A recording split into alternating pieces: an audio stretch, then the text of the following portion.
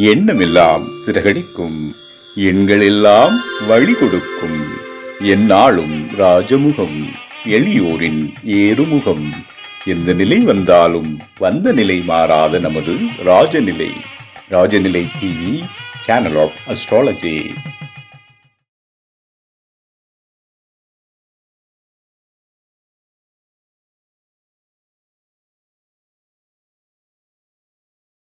வாழ்க தமிழ், வளர்க ஜோதிடம். அனைவருக்கும் அன்பான காலை வணக்கம். இன்று பிறந்தநாள் மற்றும் திருமணநாள் கொண்டாடும் அனைவருக்கும் ராஜநிலை டிவி சார்பாக வாழ்த்துக்களை தெரிவிப்பது உங்கள் ராஜநிலை எண்கணித வித்தகர் லால்குடி செந்தில். நம்ம இன்னைக்கு பார்ப்பது 12 ராசிக்கும் அதிர்ஷ்டமான எண்களை தெரிஞ்சுக்க போறோம். ஆவணி மாத பலன்கள் மிதுன ராசிக்கு எப்படின்னு தெரிஞ்சுக்க போறோம். அப்புறம் பஞ்சாங்க பத்திய குறிப்பு தெரிஞ்சுக்க போறோம். வாங்க வீடியோக்குள்ள போகலாம். பஞ்சாங்க குறிப்பு: தட்சிணாய காலம், பராபவ வருடம், ஆடி மாதம் 20ஆம் தேதி புதன்கிழமை இன்று, தேய்பிறை அஷ்டமி இன்று. நல்ல நேரம் காலை 9:15 மணி முதல் 10:15 மணி வரை, மதியம் 2 மணி முதல் 3 மணி வரை, கௌரி நல்ல நேரம் காலை 10:45 மணி முதல் 11:45 மணி வரை, இரவு 6:30 மணி முதல் 7:30 மணி வரை. ராகு காலம் மதியம் 12 மணி முதல் 1:30 மணி வரை, குளிகை காலை 10:30 மணி முதல் 12 மணி வரை, யமகண்டம் காலை 7:30 மணி முதல் 9 மணி வரை. சூலம் இன்று வடக்கு திசை. வடக்கு திசை போறவங்க 1 டம்ளர் பால் சாப்பிட்டுட்டு போறது ரொம்ப சிறப்பு.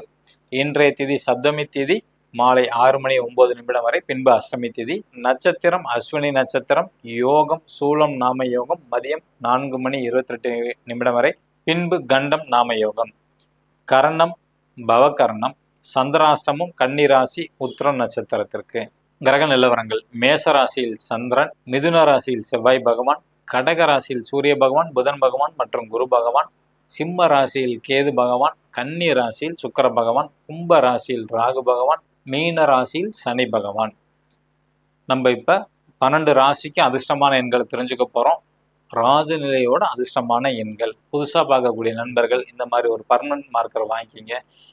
ஒரு 25 ரூபா தான் வரும். இதை பயன்படுத்தி உங்க லைஃப்ல என்ன தேவையா இருந்தாலும் சரி, நியாயமான கோரிக்கைகள் மணிக்கட்டில் உங்க ராசி அல்லது லக்னத்துக்கு சொல்லக்கூடிய எண்ணை மட்டும் எழுதணும். அப்படி எழுதும் போது உங்களுக்கு என்ன தேவையா இருந்தாலும் சரி, திருமணம் நடக்கணும், குழந்தை பாக்கியம் வேணும், வேலையில் முன்னேற்றம் வேணும், பதவி உயர்வு வேணும், சம்பள உயர்வு, இடம் மாற்றம் வேணும், வெளிநாட்டுக்கு போகணும், இடம் வாங்கணும், வீடு வாங்கணும், நகை வாங்கணும், இந்த மாதிரி எதா இருந்தாலும் சரி, கொடுத்த பணம் கிடைக்கணும், என் தொழிலில் அடுத்த ஸ்டேஜுக்கு நாங்கள் போகணும், தொழில் விரிவாக்கம் பண்ணணும், இந்த மாதிரி எதா இருந்தாலும் சரி, உங்களோட கோரிக்கையை உங்கள் மணிக்கட்டில் உங்கள் ராசிக்கு சொல்லக்கூடிய எண்ணை நினச்சிக்கிட்டு எழுதுங்க. 100 நாளில் நிச்சயமாக நடக்கும். ஓகேங்களா? ஒவ்வொரு தேவையும் அந்த தேவை முடிகிற வரைக்கும் அந்த தேவையை மட்டும் நினச்சிக்கணும். அதுக்கப்புறம் அடுத்த தேவை, அந்த மாதிரி நீங்கள் லைஃப் லாங்காக நீங்கள் உங்களுக்கு தேவையானதை ஈஸியாக பெற்றுக்கொள்ளலாம். எழுதக்கூடிய நேரம் பிரம்ம முகூர்த்தத்தில் எழுதணும். அதுக்கப்புறம் காலையில் 6:02, 6:04, 6:06, 6:08, 6:20, 6:22, 6:26, 6:33, 6:42, 6:51 இதுதான் நேரம். இதுக்கப்புறம் 8 மணிக்கு குளிச்சுட்டு எழுதுறது ரொம்ப பெட்ரு. இது அடுத்த நாள், இது இப்போ இன்னைக்கு எழுதிட்டீங்கன்னா அடுத்த நாள் வரைக்கும் இது அழியாது, அப்படியே தான் இருக்கும். அதனால தான் பர்மனெண்ட் மார்க்கரில் எழுத சொல்கிறேன். அடுத்த நாள் குளிக்கும் போது அழிச்சிட்டு குளிச்சு முடிச்சுட்டு திருப்பியும் எழுதணும். ஓகேங்களா? நேரம் ரொம்ப முக்கியம். மேச ராசி அல்லது மேச லக்னத்தில் பிறந்தவர்கள் இன்று பயன்படுத்த வேண்டிய அதிர்ஷ்டமான எண் 32, 32. ரிஷப ராசி அல்லது ரிஷப லக்னத்தில் பிறந்தவர்கள் பயன்படுத்த வேண்டிய அதிர்ஷ்டமான எண் 37, 37. மிதுன ராசி அல்லது மிதுன லக்னத்தில் பிறந்தவர்கள் இன்று பயன்படுத்த வேண்டிய அதிர்ஷ்டமான எண் 64. கடகராசி அல்லது கடக லக்னத்தில் பிறந்தவர்கள் இன்று பயன்படுத்த வேண்டிய அதிர்ஷ்டமான எண் 72. சிம்ம ராசி அல்லது சிம்ம லக்னத்தில் பிறந்தவர்கள் இன்று பயன்படுத்த வேண்டிய அதிர்ஷ்டமான எண் 66, 66.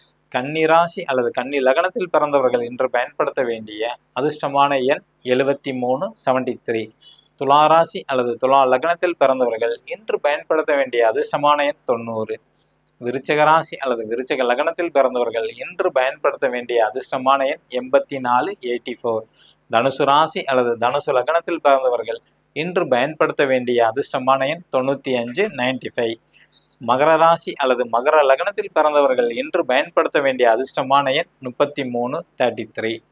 கும்பராசி அல்லது கும்ப லக்னத்தில் பிறந்தவர்கள் இன்று பயன்படுத்த வேண்டிய அதிர்ஷ்டமான எண் 29, 29. மீனராசி அல்லது மீன லக்னத்தில் பிறந்தவர்கள் இன்று பயன்படுத்த வேண்டிய அதிர்ஷ்டமான எண் 12. 12 இவை அனைத்தும் காமனான ராஜநிலையின் அதிர்ஷ்டமான எண்கள். உங்க ஜாதகப்படி நீங்க பயன்படுத்தக்கூடிய எண் அற்புதமான எண்ணா, செல்போன் எண் அதிர்ஷ்டம் உள்ளதா, பாஸ்வேர்டு அதிர்ஷ்டம் இருக்கா அப்படின்னு தெரிஞ்சுக்கணும்னா கீழே உள்ள வாட்ஸ்அப் நம்பருக்கு தொடர்பு கொள்ளுங்க. உங்களுக்கு அதிர்ஷ்டமான செல் நம்பர் வேணுமா, கீழே உள்ள வாட்ஸ்அப் நம்பருக்கு தொடர்பு கொள்ளுங்க. கண்டிப்பாக குருக்காணிக்கை பெற்றதா உங்களுக்கு எடுத்தரப்படும். நம்ம அடுத்தது ஆவணி மாதம் மிதுன ராசிக்கு எப்படி இருக்குன்னு தெரிஞ்சுக்க போறோம். ராசிநாதன் அப்படின்னு எடுத்துக்கிட்டீங்கன்னா புதன் தான் கடகராசியில வந்து பயணம் செய்கிறாரு. உங்களோட ராசியில வந்து செவ்வாய் வந்து ஒரு 40 நாளா இருக்கிறாங்க. அதனால காரணம் இல்லாமல் சின்ன சின்ன முன்கோபங்கள் வந்து வரும். அதுல வந்து மாற்று கருத்து இல்லை. 2ஆம் இடத்துல புதன் செய்யறதுனால உங்களோட குடும்ப உறுப்பினர்களோட அன்பு பாசம் எல்லாமே நீங்க வந்து செலுத்துவீங்க. அதே மாதிரி வருமான நோக்கத்தோட எல்லா இடமும் உங்களுக்கு வந்து பயணங்கள் வரும். வருமானம், காசு பணம் சம்பாதிக்கணும். இன்னைய காலகட்டத்தில் அது தேவை. அதனால அதை பத்தி நம்ம குறை சொல்லக்கூடாது. அதே மாதிரி நல்ல கற்பனை வளம் உங்களுக்கு வந்து அதிகமாக இருக்கும். நண்பர்களோட உதவி உங்களுக்கு வந்து கிடைக்கக்கூடிய வாய்ப்புகள் வந்து உண்டு. அதே மாதிரி வந்து ஒரு சில குடும்பத்துல வந்து காதல் சம்பந்தப்பட்ட பிரச்சனைகளும் வந்துட்டு போகும். உங்களோட முயற்சிகள் அனைத்தும் வெற்றி அடையும் மிதுன ராசியில பிறந்தவங்களுக்கு. இப்ப மாணவர்களுக்கு எப்படி சார் இருக்கும் அப்படின்னா, டிகிரி படிக்கும் மாணவர்களுக்கு மட்டும்தான் தடை ஏற்படும். போட்டித் தேர்வு செய்யறவங்களுக்கு வெற்றி வாய்ப்பு நிச்சயமாக உண்டு.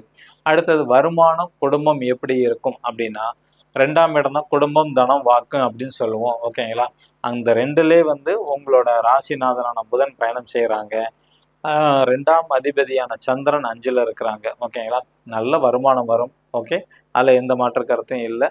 வீடு வாசல் வாங்கக்கூடிய அமைப்பு வந்து வரும். ஒரு சில நபர்களுக்கு வந்து குத்தகை பணம், வீடு வாடகை விட்டு சம்பாதிக்கிறது, நிலத்தை வந்து குத்தகை விட்டு சம்பாதிக்கிறது, அந்த மாதிரி அமைப்பு உள்ளவங்களும் நல்ல வருமானம் வந்து வரும். ஓகேங்களா? அதே மாதிரி மிதுன ராசியில் பிறந்தவங்க குடும்ப உறுப்பினர்கள் டீனேஜ் வயசுல இருந்தால் காதல்ங்கிற அமைப்பில் வந்து மாட்டுவாங்க. அதில் மட்டும் கொஞ்சம் கவனமாக இருக்க வேண்டும். ஓகே, அடுத்தது 3ஆம் இடம் தம்பி, தங்கச்சி, மாமனாரை குறிக்கக்கூடிய இடம். ஓகேங்களா? அவங்களுக்கு எப்படி இருக்கும்? 3ஆம் இடம் சூரியன் ஆட்சி பலம் பெற்றாங்க. 3ஆம் இடத்த வந்து கேது இருக்கிறாங்க. அதனால நிச்சயமாக உங்களோட தம்பியா இருக்கட்டும், தங்கச்சியா இருக்கட்டும், மாமனாரா இருக்கட்டும், அவங்களுக்கு வந்து பேர், புகழ், அந்தஸ்து, செல்வம், செல்வாக்கு எல்லாமே கிடைக்கும் அவங்கள பொறுத்த வரைக்கும். அதே மாதிரி மிதுன ராசியில பிறந்தவங்களும் யாரும் யார்ட்டையும் எந்த தெய்வம் எதிர்பார்க்க மாட்டாங்க. இந்த ஆவணி மாதத்துல சுய முயற்சியில வெற்றி வாய்ப்பு அவங்களுக்கு நிச்சயமாக கிடைக்கும். உடல் ஆரோக்கியம் கூடும், நீண்ட ஆயுள் வந்து பெறுவாங்க. இது வரைக்கும் உடம்பு சரியில்லாதவங்க அவங்களோட லைஃப்ல வந்து நல்ல மாற்றங்கள் ஆவணி மாதத்துல டாக்டரை வந்து மாற்றி பார்க்கக்கூடிய சூழ்நிலைகள் வரும். அதனால நல்ல அமைப்பு வந்து கொடுக்கும். அடுத்தது 4ஆம் இடம் தாய் ஸ்தானம். 4ல் வந்து சுக்கிரன் வந்து இருக்கிறாங்க. 4ஆம் அதிபதி புதன் தான் 2ல் வந்து இருக்கிறாங்க.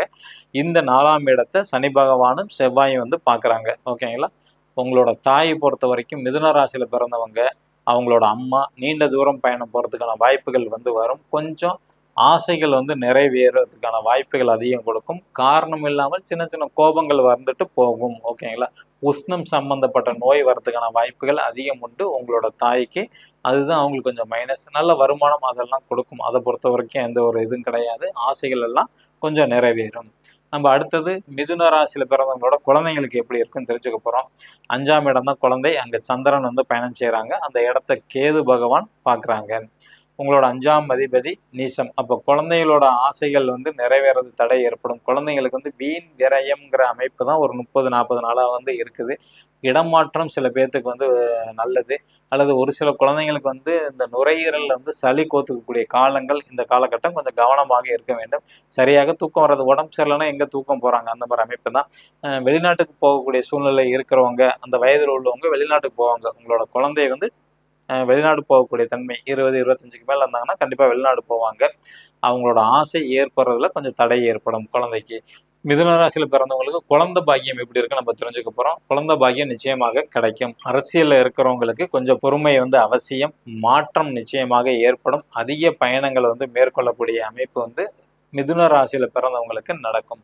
நம்ம நாளைக்கு வீடியோவில் அரசியல், திருமணம், கணவன் மனைவி ஒற்றுமையை பற்றி தெரிஞ்சுக்கலாம். நம்பிக்கை உள்ளவர்களுக்கு நவகிரகங்கள் வழிகாட்டும் என்று கூறி விடைபெற்றுக் கொள்கிறேன். மீண்டும் சந்திப்போம். நன்றி, வணக்கம், வாழ்க வளத்துடன்.